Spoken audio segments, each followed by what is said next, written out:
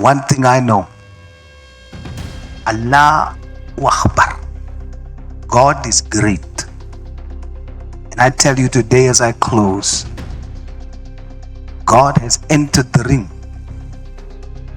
God has entered the ring to fight this evil in our country. All of you are going to lose. You see what you see here? It's not just personal vendettas. It's God entering the ring. You know, scripture speaks of the number 12. And you see my colleagues making fun of it. But I put it to you. That child is 12 years old. Was 12 years old at the time. She was shot with 12 bullets. The number 12 speaks of a new governmental order. Babita, her blood is speaking from the ground. There's a new governmental order coming. Did you hear the kind of God that Ashley just invoked? Well, peace be with you, dear brothers and sisters, from wherever you are watching me from. I am Brother Mugabi, and this is The Truth Preacher, where faith meets the truth and transformation begins. We focus on one soul at a time. Please watch this video till the end, and I'll be coming back with my concluding remarks. Thank you so much, Honorable Sauls. Your time starts now and ends at 11 minutes past 6. At 11 past 6. Yeah. Thank you, Chair. It's 30 minutes. Yes. Mr. Matlala, good evening. Are you able to hear me clearly? Yes, I can hear you. Mr. Matlala, I think I'll start by saying that I had sight of the phone, your phone, based on what you said earlier. So I want to state for the record, I did see the library on the phone, dated 15th May, and screenshots taken on that day around 11 p.m. 11:30 p.m. Different screenshots from Brown Mahotsi and messages. And so that does show that screenshots has been taken after you were already in prison. That's what it shows. But I must say to you that it still doesn't show me that WhatsApps has been fabricated that we have here. So I just want to put it to you that you must still prove that somehow. But what you can prove based on what I've seen and I have is that indeed in your library, the phone's library, on the 15th of May, there are screenshots. Okay? Okay. Let's start with the questioning. How well did Mr. Kele know the gentleman that arranged the meeting for you, between the two of you? He said to me he was friends with his father. Yes, but how well did you know him? How well Mr. Kele knew Bongani? Yes. Yes, I'm saying he was friends with Bongani's father.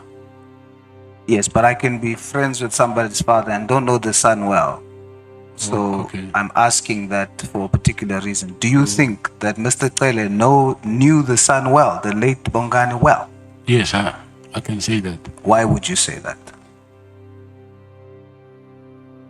Because I couldn't sit with Mr. Kele for long because I had nothing besides what him to talk about, after that I will leave. I wouldn't have a casual chat with him.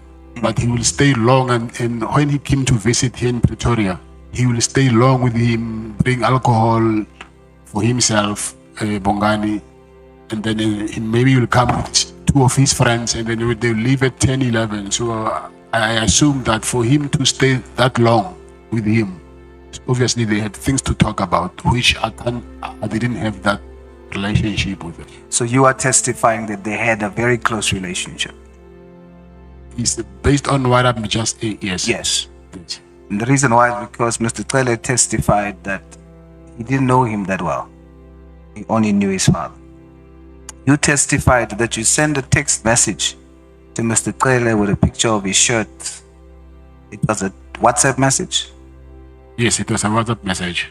Did Mr. Trele reply to that WhatsApp message? No, he didn't reply. Did you and Mr. Trele ever exchange, apart from that text message that you sent, did you ever exchange text messages where you send to him in text and he replies to you in text? Yeah, I think he did once. Only once?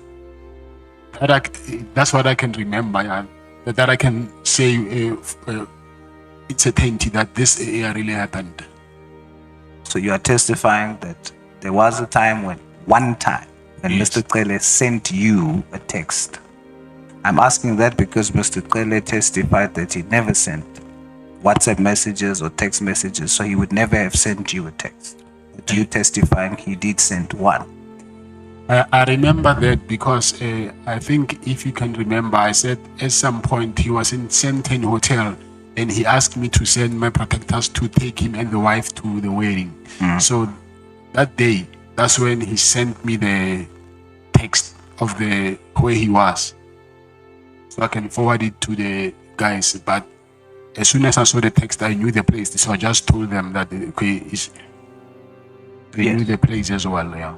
All right. I want to jump on the Zulu war thing as well. When Mr. Trele called General Khumalo, you testified that he said to General Khumalo, he's not a danger to us. He's just caught up in the Zulu war, correct? Yes. Who do you think he was referring to when he said us? We already know us would mean himself and General Khumalo. Who else do you think he would refer to? I think maybe that whole unit. Which whole unit? The PKTT unit. Are all of them Zulus? No, I don't think all of them are Zulus. So the war is... Some of them within them, yes. Would you think potentially that the war would be because you testified that Mr. Trele told you to continue talking to Mr. Mohotsi so that you can get information that they can use against Minister Nkuno, correct? Yes. And by they, it is himself, General Khumalo, and General Konazi, correct? Yes. So would you then say, based on that testimony, that this war could also refer to a war between General Mkonazi, Mr. Trele, General Khumalo, and Mr. Mkono? Yes. Based on that, would you say that all of this that we are doing here now, possibly, all of this taxpayers' money that we are using to deal with this, your testimony would mean we are doing all of this because we too are caught in the middle of a Zulu war? I don't know about it. But would it make sense? I can say that you're caught up in a Zulu war. Okay. You testified that after that call was made, you got your firearms back. Did you get your jewelry back too? No, I didn't. So as we stand now, the call just ensured that you got your firearms back, but not your jewelry. Yes. Yes. Why do you think it's that? Why do I think that I didn't get? You didn't get your jewelry. Didn't you want your jewelry back? I wanted it, but I saw that I will now start to irritate the guys that I'm fighting with. I see.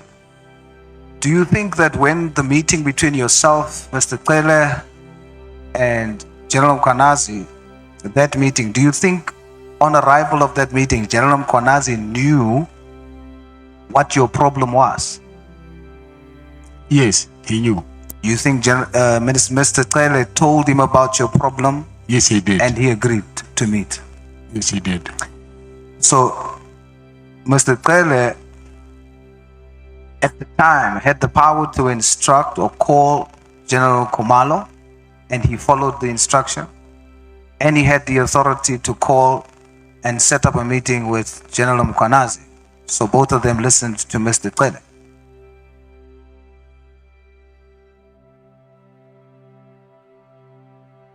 Do you think Mr. Kele has that kind of influence on both of them? Yes, I do.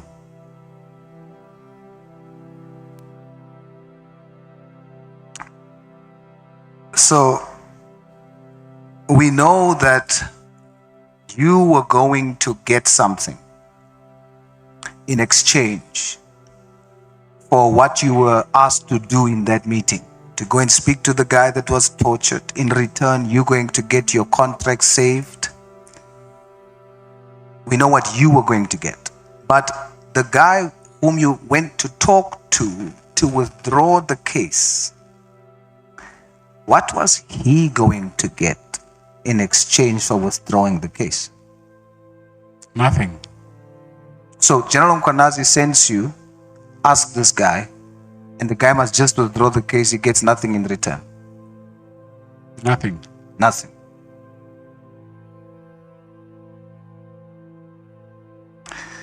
So you are testifying that General Mkwanazi, based on your testimony, he knows a senior police official that's involved or that is corrupt and that takes bribes. You are testifying that he knows such a senior police official and does nothing about it. Yes, because he even gave me the address of one of the properties that she owns, that he alleges that he bought with the money that he got from the that service provider. So you are testifying he knows what she does, he knows it's wrong, and he does not arrest her or do anything to stop it. Yes. Furthermore, are you testifying that not only does he know, but he also facilitated an arrangement so that you can participate in the same kind of corruption? Of course.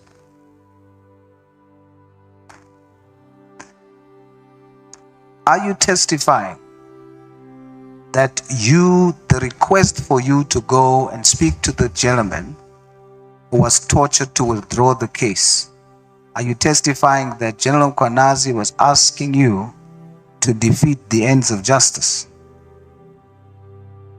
Yes. And you agreed? Yes. So would you say, based on your testimony, if your testimony is true, would you say that you are corrupt, General Mkwanazi is corrupt, Mr. Taylor is corrupt? Is that what you would be saying? When you say I'm corrupt by trying to influence this guy to withdraw the case. When you agree to assist in defeating the ends of justice, you are participating. But I was not given much of a choice, because he said he's going to charge me with the case of my ex-girlfriend. And it actually happened. That's why I'm here now, because of that case. In your world, yes. In your world, yes, you are found in a rock and a hard place. But in terms of the fact, you would be participating in defeating the ends of justice. Yes, in that context, I agree. So it's all of you. Yes. So then, when that didn't assist, when you didn't succeed in getting the gentleman to withdraw the case, when you didn't succeed, you are testifying that because you failed and because you stopped or refused to pay what Mr. Cele wanted, you are saying, are you testifying under oath that that's the reason you were arrested? I'm saying those two reasons. And also, the third one is I sent them a letter of demand after they cancelled my contract. So I sent the letter of demand on Tuesday, and on Wednesday I was arrested. So the answer is yes. Yes. General Mkanazi testified that you are part of the Big Five.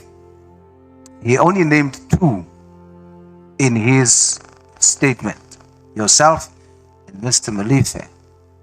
And he says there are three others, but you are two. Are you part of the Big Five? No, I'm not. Do you know Mr. Malife? Yes, I know him. You know him? Yes, I do. Not personally, but you know him. How do you know him? I know him personally. You know him personally? Yes. Do you work together in this Big Five arrangement? No, I know him because he used to come and visit someone who was my client, and he was very close with that person. So when I say personally, I'm not saying he was a friend. I'm saying I can see him, I can be with him when he was visiting my client. So you are testifying that there's no such thing as a Big Five. You are not part of the Big Five that does robberies and trafficking and drugs and armed robbery. That's what you're testifying. But General Mkanazi testified that you are. So who's lying on the oath? I'm not saying it does not exist. I don't know about it, the Big Five thing. But the fact that you are part of, you are one of them. Yes, I know that I'm not part of it. So who's lying? I'm not part of it. Who's lying? I don't want to use the word lie, but what I can use a word, because now I have to decide. We've got two versions of the same thing. Yes. We can't take both. So I need to hear for the record. Are you saying that Jerome Mkanazi is lying, or are you saying you can't say he's lying? I'm saying if it's not a positive, then it must be a negative. So I'm saying I don't know anything about that. I'm not part of that. So he's lying. What he's saying, I don't know how. I think he's the one who needs to prove that. Based on is it untrue? Yes, untrue. Okay. Mr. Matlala, do you love money? Yes, I do. Sorry? Yes, I do. You know, there's a scripture in the Bible that says the love of money, not money, the love of money, yes, is the root of all evil. Do you know that scripture? Yes, but I'm not a Christian. Sorry? I'm not a Christian. That's okay, but you know the scripture. Yes, I know the scripture. My religion says that we must enjoy everything that God has put in on this earth, but legally and in a way that we don't tend to be greedy about it. And I agree with that too. It's basically saying to you, stay away from evil. Yes. And now this scripture I'm talking to you about says, what is the root of it? What we see is the fruit, but the root of it is the love of money. You say that you love money. Yes, I do. Now I have with me something that was given as testimony or as evidence, allegedly from bizportal.gov.za, and it states that for your business, Cat Security, Mr. Hangwani Morgan Mayemela was added as director of that company in 2017. Is this true? Yes, that's true. Now, it's very widely reported that he was the one that spearheaded the network who benefited from the contracts at Tembisa Hospital.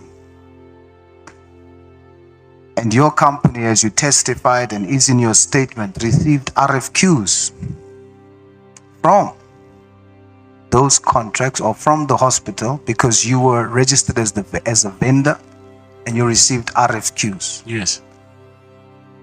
Babita Diakora, she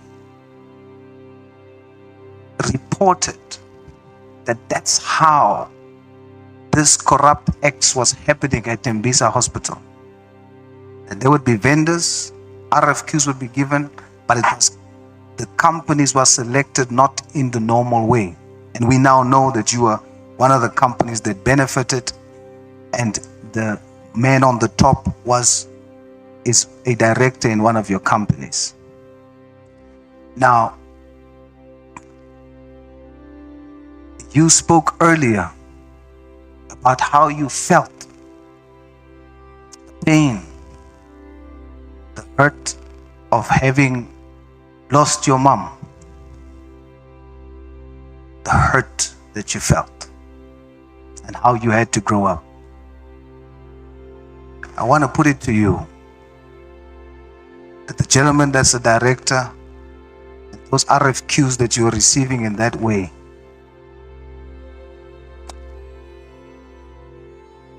Babita was shot 12 times in front of a yard. You see that feeling that you had, or maybe still have? She has a 12-year-old daughter who's now going through exactly the same.